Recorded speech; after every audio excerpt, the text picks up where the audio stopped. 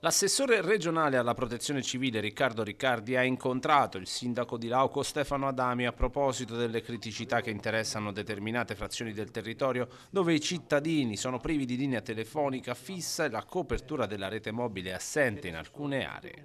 Ci sono dei cittadini che frequentando questi luoghi non hanno la copertura, sono isolati e quindi viene meno la ragione di sicurezza anche soprattutto per i soccorsi. Quindi noi installeremo, garantendo quindi un ombrello di copertura che consentirà attraverso il sistema di WhatsApp di poter essere collegati, quindi poter dialogare con la rete dati facendo la chiamata con questo sistema e potendo soprattutto raggiungere i sistemi di sicurezza che rende ovviamente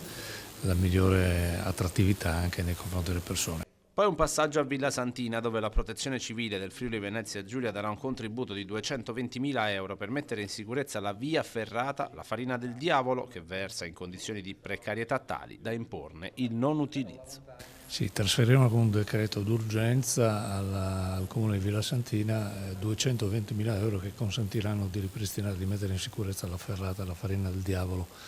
che era stata oggetto di una condizione di precarietà che aveva imposto sostanzialmente un non utilizzo di una via che, anche se a molti non è conosciuta, in realtà ha un'attrazione importante, quindi questa era la preoccupazione del Comune, sia del Comune di Villa Santina perché questo insiste nel suo Comune, ma anche nel Comune di Lauco, perché l'arrivo sulla parte alta arriva proprio da quella via, quindi un intervento importante di messa in sicurezza e anche di ripristinare condizioni di migliore attrattività che gode anche di un flusso di persone di interesse dal punto di vista turistico. Quindi,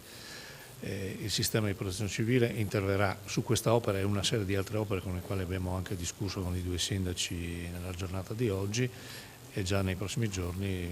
firmerò questo decreto.